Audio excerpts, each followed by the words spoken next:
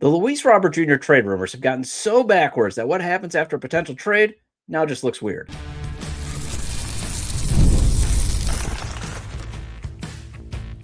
You are Locked On White Sox, your daily Chicago White Sox podcast. Part of the Locked On Podcast Network, your team every day.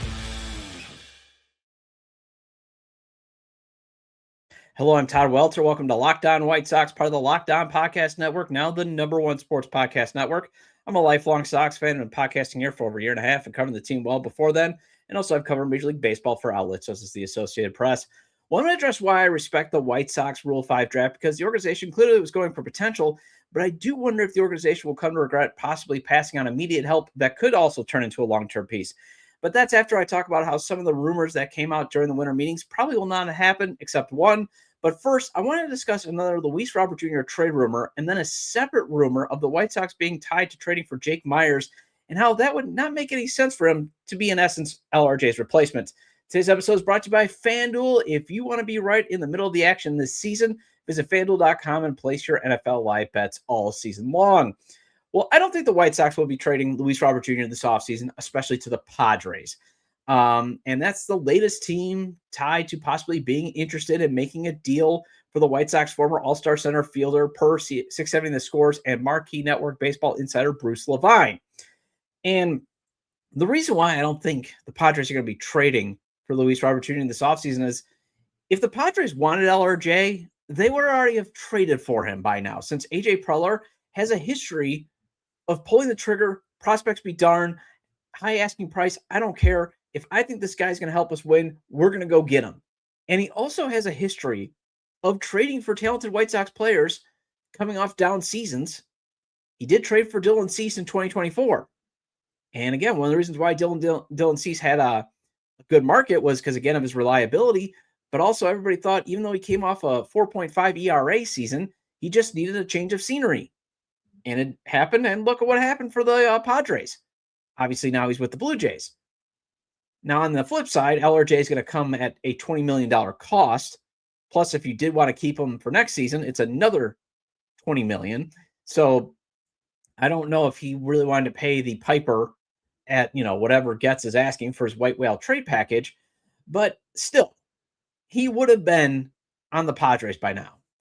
But, the White Sox were involved in another trade rumor that, in essence, if you connected the dots, let's say the White Sox do trade Luis Robert Jr.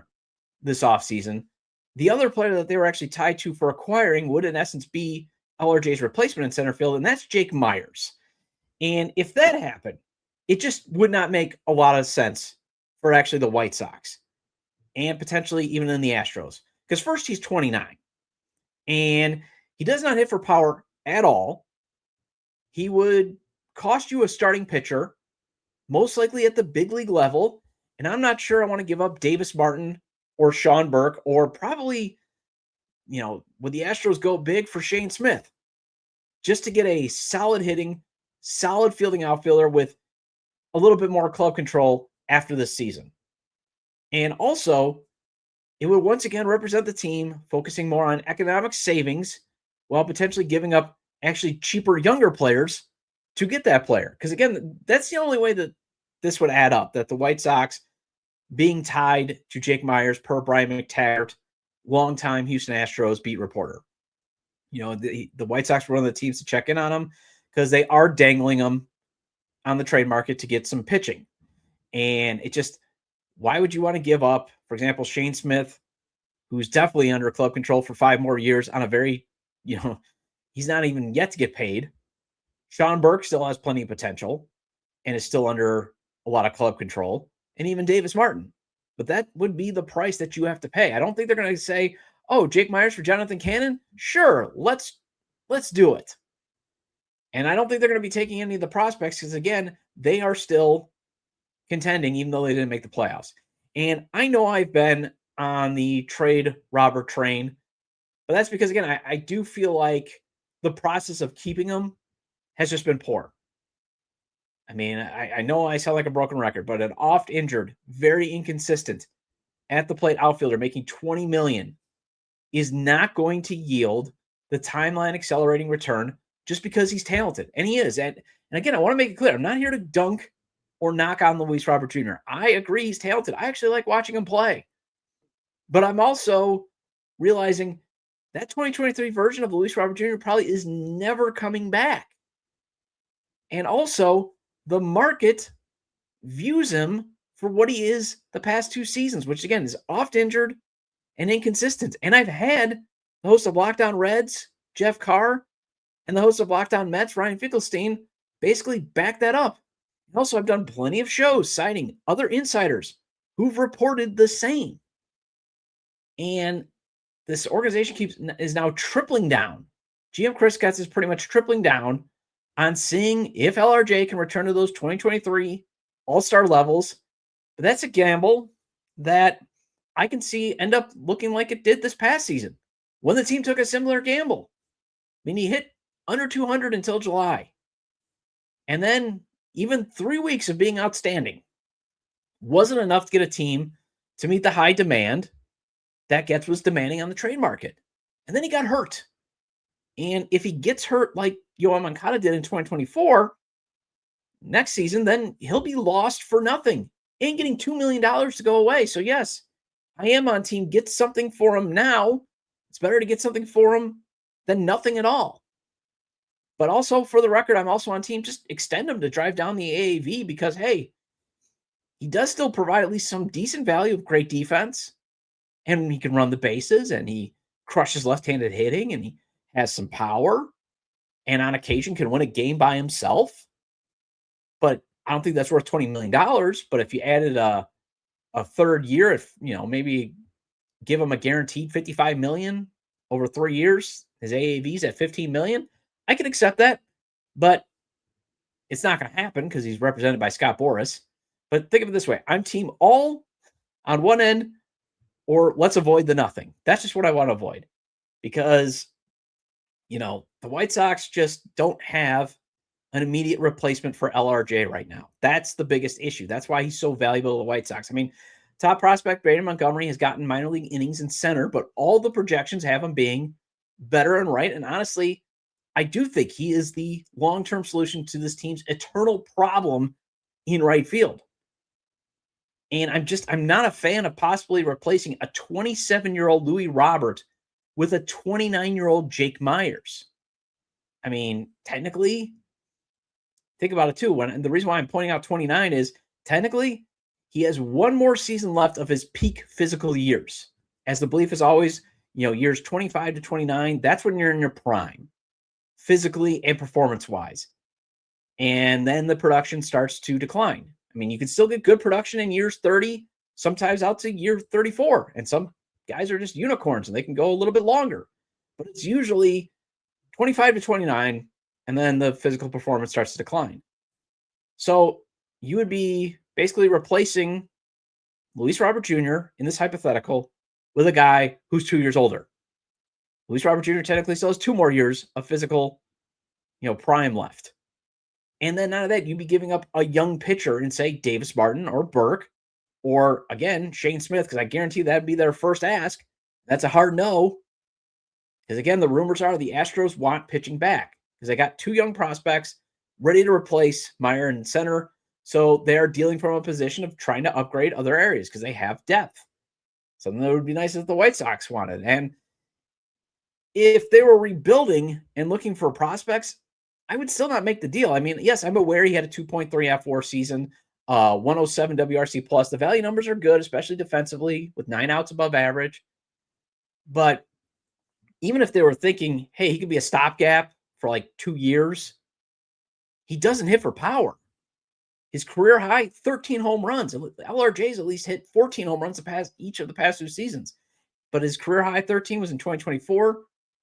His career high slug when playing in more than 100 games was 382 in 2023. And he's going to provide you a solid batting average of 292, but you want more power out of right field. I mean, that's one of the reasons why Mike Tauchman got DFA'd. You want to get guys that can get over the fence in right field. Well, the White Sox were also involved in some other rumors during the winter meetings. Let's discuss why you should not buy much stock into them, except one, and that is coming up next. The World Cup is coming back to North America for the first time since 1994. And with 48 teams for the first time ever, it's going to be massive.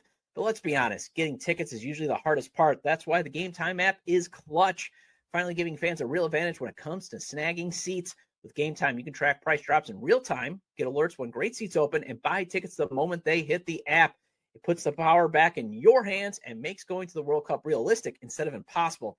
And I've used Game Time for things like getting 10 tickets to a Milwaukee NBA game. I got great seats. My entire party was able to sit together with a great view of the game.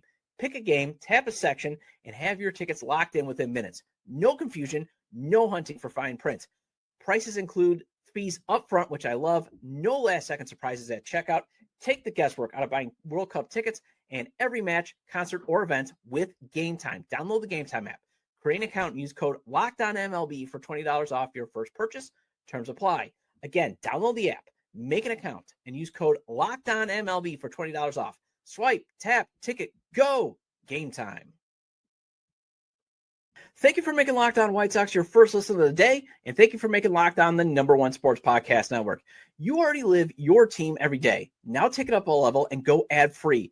Join the Everydayer Club today and get Locked On White Sox with no interruptions, members-only Discord access, and more, all for just $5 a month or $50 a year. Go to LockedOnWhiteSox.supercast.com or check the link in the show notes to learn more. Well, the White Sox did not make a major move at the winter meetings, but they were involved in some rumors regarding some free agents that could raise the team's talent floor, and there was some trade rumors as well. One rumor is that they were going big for closer Pete Fairbanks, that I'm not sure the White Sox should be pursuing at this point in their rebuild. Another is being involved to sign oft-injured pitcher Dustin May, that I actually would be fine with them being involved in, but I'm not sure the White Sox will pay the possibility of him getting over $10 million, even if it is for a one-year deal.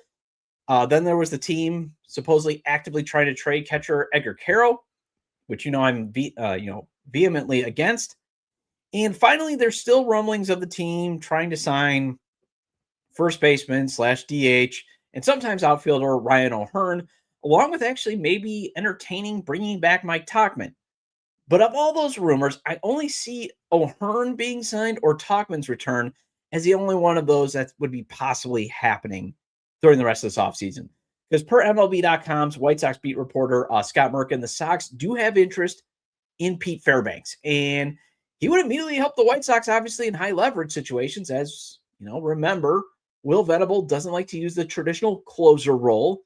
He is, that new school thinking where sometimes the biggest out that you need to get from your bullpen could be in the sixth inning, and you should use your best reliever. So if it's Pete Fairbanks who's available that day, you should go with Pete Fairbanks in the sixth inning. And then hope your offense piles on some runs, so that way you don't need anybody else in high leverage. But he still, if the White Sox somehow did pull off the signing, he would most likely be the ninth inning guy, given the stuff that he has and the experience with 75 saves over the past 3 seasons with Tampa. And not only that, if you had Fairbanks in your back pocket, you can still deploy then Grant Taylor, Jordan Leisure, and Mike Vassell in those 6th through 8th inning situations and probably be just fine. So you could technically do a traditional.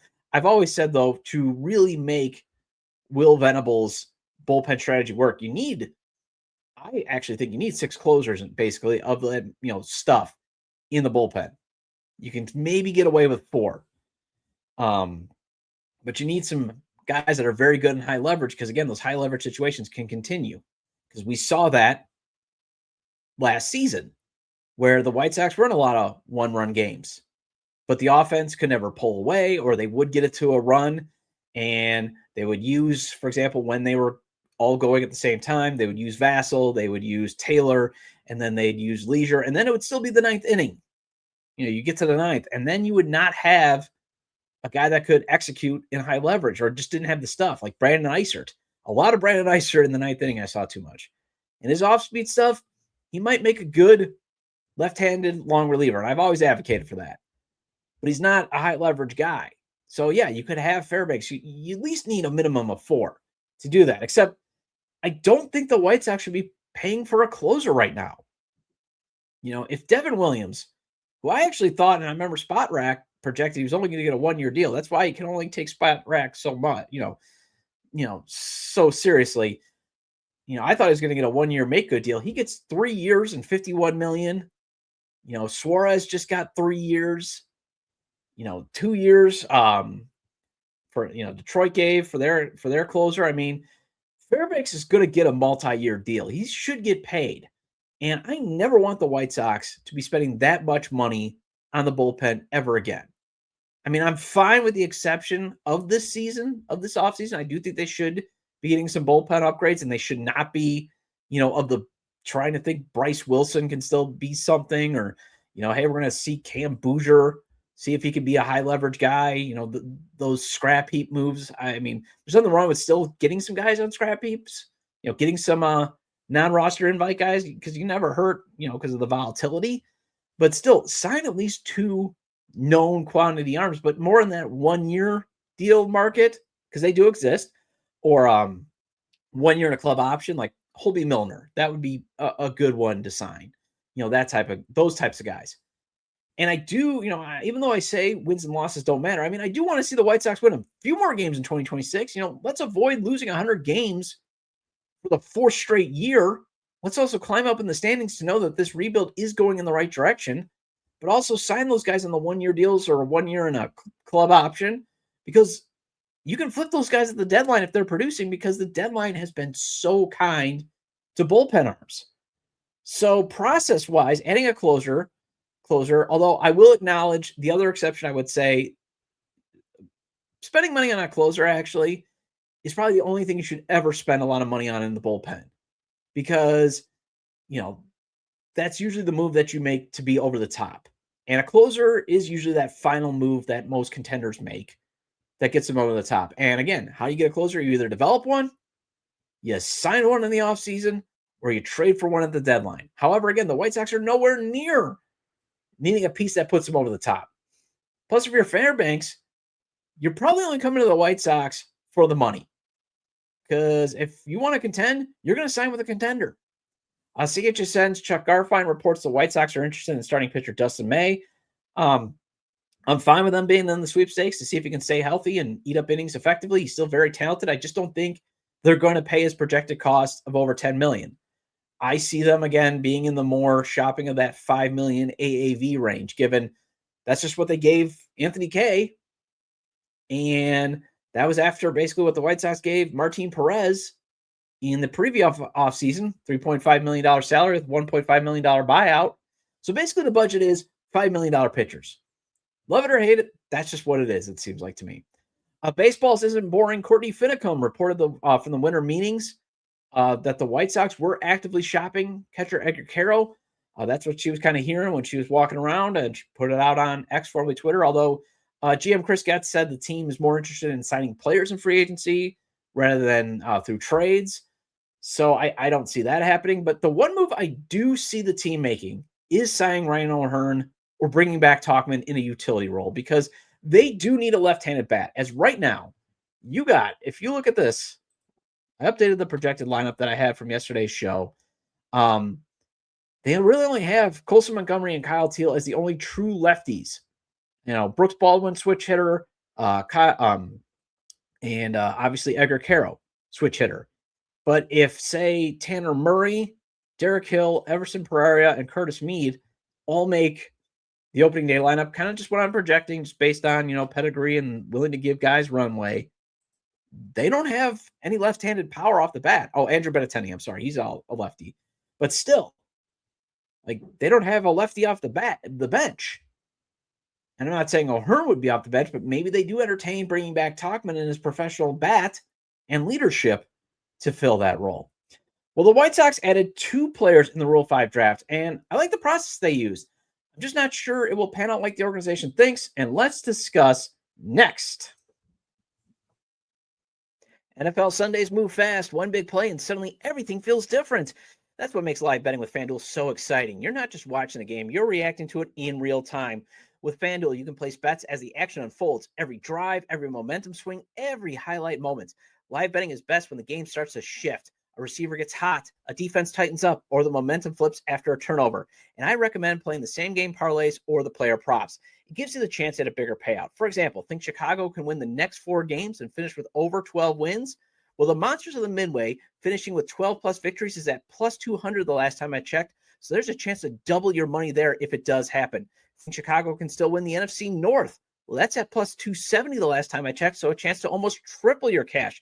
And if you really want to dream big and think Chicago can get to the Super Bowl, they're at plus 1,400 to win the NFC Championship game. You could throw $10 on that. And if it does happen, you could potentially pocket $140. So if you want to be right in the middle of the action this season, visit FanDuel.com and place your NFL live bets all season long. FanDuel, the game moves fast, so can you. Welcome back to Locked On White Sox. I'm your host, Todd Welter. Shout out to all the everydayers. I appreciate your loyalty. Make sure to hit the like button on today's episode. Subscribe to the YouTube channel at Locked On White Sox. If you can't catch the show on YouTube, you can get the audio version of the show on places such as Apple or Spotify. So make sure to follow or subscribe it wherever you get your audio podcasts. Either way, get your 30-minute fix of Chicago White Sox baseball venting with me, maybe some hope. Also, make sure to check out my written content at SouthsideSox.com and on TapSportsNet.com. Obviously, if you're an everydayer, you realize that, Todd, this is not your normal recording background. Normally, you're, got the stuff that we've seen in the commercial breaks. I had a little pipe burst in my basement. It was a small one, but had a little bit of flooding. And right now, again, drying out the carpet again on that. So I've had to temporarily relocate where I'm recording. Probably on Monday's episode, I'll be back to the normal location on that. So that's why it looks like, again, I'm in this tube. It's because I'm in my guest room, basically my temporary recording studio, as I like to call it. So, well, I love that the White Sox used both MLB rounds of the Rule 5 draft to add young players, especially that they, again, drafted pitchers, because I would never want to use the Rule 5 draft to get a hitter. And, again, it's $100K a piece to add guys who are typically, in the team's top 30 prospects that for whatever reason, the organization just didn't want to use a 40-man roster spot. Doesn't mean that they're bad players. It just means that, there may be some other spots that organizations wanted to protect and have the, certain prospects on their 40-man over, that. And again, that's what the Rule 5 draft is meant for. It's meant to that teams then can't just stockpile prospects and depress, guys that can't make it to the majors. And it is a low cost to see if, a team made a mistake by exposing a player to the Rule 5 draft. I mean, the Brewers obviously did that last year when the White Sox got Shane Smith. And the Mets did the same by not protecting Mike Vasil, who Philly took and then traded to the Rays, who didn't keep him on their 40-man and, waived him after spring training. And the Sox claimed him on waivers. Now, will that happen again? Possibly not. I mean, it's really hard to get an ace all-star pitcher out of the Rule 5 draft and a very solid, potentially very good bullpen arm. But, it is a way, and the White Sox have acknowledged this, to get the highest level of talent. That's kind of what their process is now. They have acknowledged that the Rule 5 is another way to get high-level talent potentially. I mean, again, you're talking about top 30 prospects usually. And the thing is, though, they may have taken a gamble that I'm not sure that they're going to really see it, it's going to be seen through it. They may come to regret it. But again, it's $100K. It's worth the risk. Because again, they use good process in adding pitchers. And the Rule 5 is, there's nothing wrong with seeing if this guy can actually help you now and down the road. But they did take a major risk to see if Jedexson Paez and Alexander Alberto can make the leap from high A ball to the majors. That's a huge risk that they're taking, actually. And, they are they could have taken some guys that have at least pitched in Double-A or Triple-A, kind of like Vasil and Shane Smith. They were out there, but they are going big with guys that they think have really high ceilings to either, in Paez, they think could have a really high ceiling to be a starting pitcher. Alberto, they think could be a very, very good high leverage reliever. And it's not too wacky though, but because they are going to, I think, this is just what I think, they're really going to be testing the theory of why waste pitches in the minors since there's only so many figurative bullets in those arms. Because for them to keep both of these players, they have to stay on the 26-man roster the entire season. On another note, though, I'm not going to mourn the loss of Peyton Pallette unless he goes on to a good career with the Guardians, because he was taken by the division foe in the Rule 5 draft. But remember, we were all kind of worried, like, oh, is somebody going to take Shane Murphy? Is somebody going to take Mason Adams? They should have put him on the 40-man. And I was even like, yeah, they could have probably put Murphy. Maybe, again, I'm a Pallette truther, but I see why they gave up on him, and it's fine. But I thought maybe he should have been on the 40-man, but I'll get to that in a second. But he was the only one that the White Sox lost. And White Sox Director of Player Personnel, Gene Watson, he was on the CHGO White Sox podcast with former host of this show, Sean Anderson, to go over the picks that they made. So I highly suggest that you check that podcast out. And I loved how he did explain that, they've embraced that the Rule 5 is a great way to get good players if you are in a rebuild. I mean, again, it's $100K, and you can deal with the potential growing pains that a Rule 5 player may have in the beginning with the payoff that this player gets better, especially if it's a pitcher. I mean, you just need the guy to command. Now, is it ever going to be as great as Shane Smith? No, he's an anomaly. Yohan Santana, an anomaly. Roberto Clemente, an anomaly. Usually the Rule 5 drafts doesn't bear all-star talent, but it's a chance to get at least a good long-term contributing big league player. Although, again, hitting-wise, it's a huge leap to grab a guy like even from A-ball. I saw Enrique Cruz with the Brewers in 2003 absolutely look lost and overmatched. But it's a good way to find some pitching. Because, again, if you can command, we've seen it. If you got the stuff and you can command, you got a chance to succeed. And if it can be like Mike Vassell, that's an outstanding use of $100K. And especially with Vassell, remember, the White Sox didn't have to pay for him as they claimed him off of waivers. And for those that are whining, oh, it's such cheap. This is a good use of trying to, I talked about with B-Fluff on yesterday's show from the 108. This is a good use of trying to find below market, talent, players at below market contracts. Because you want to get those guys. That's even the Dodgers would love to have a roster of young players because, again, of the price. They just are willing to do all of it. So there's nothing wrong with, again, just using $100K to see, can Paez be this really good pitcher? Although he only pitched 19 1/3 innings last year at high A, had calf strain injuries twice. And again, Alberto, he has not pitched above high A either. So you are thinking that these guys can actually jump in and get big league hitters. That is a huge leap of faith because, again, for those guys that just pitched in A-ball, it kind of still matters of, like, can they get big league hitters out or can they get good hitters out? Because you're still at that level where you are still facing fringe prospects.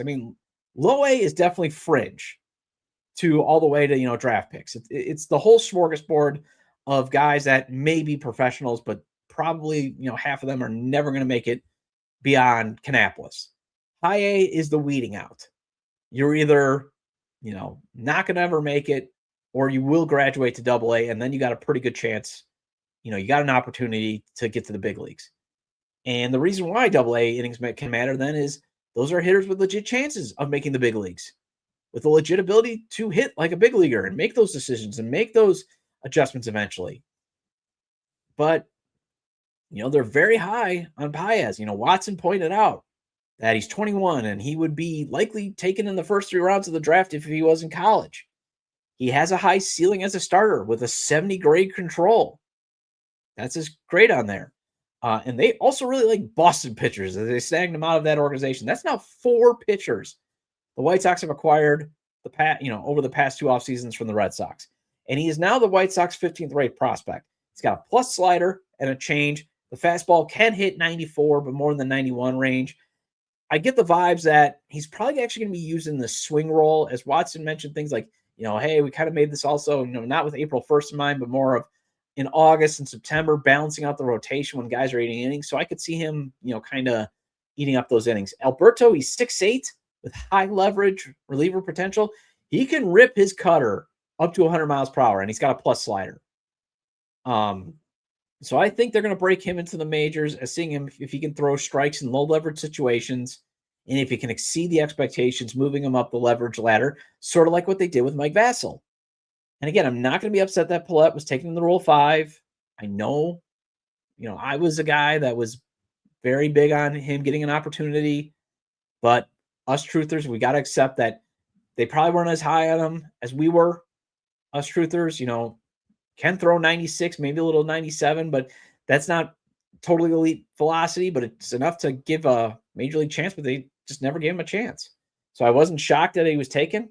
But again, I'm not going to mourn it because the White Sox have depth at pitching. So the club will be just fine without him until he kills a huge rally that the White Sox have against the Guardians. Well, that wraps up this edition of Locked On White Sox. I'll be back tomorrow with Adrian White of FutureSox.net as he was at the winter meetings. And I want to see if he agrees with some observations that the White Sox came out as one of the winners of the winter meetings without really making a major signing or trade. Make sure to subscribe to the YouTube channel at Locked On White Sox. If you can't catch the show on YouTube, make sure to follow, subscribe, and wherever you get your audio podcasts so you get all the latest episodes. We are on platforms such as Apple or Spotify, so also make sure to leave a 5-star review. You can follow the show on X, formerly Twitter, at Locked On Sox or at Todd J. Dub. Also follow the show on TikTok at Locked On White Sox. You can also email me questions or comments to lockedonwhitesox@gmail.com. Have a great day, and I will talk to you tomorrow. Did Locked On White Sox make your Spotify Wrapped?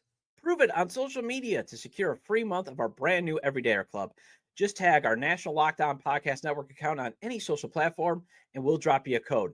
Be one of the first to join the Everydayer Club to get your favorite show ad-free and exclusive access to the members-only Discord channel. For those of you on video, we send you to the first ever 24/7 National Locked On Podcast Network YouTube channel. On audio, make sure you make your second listen Locked On MLB.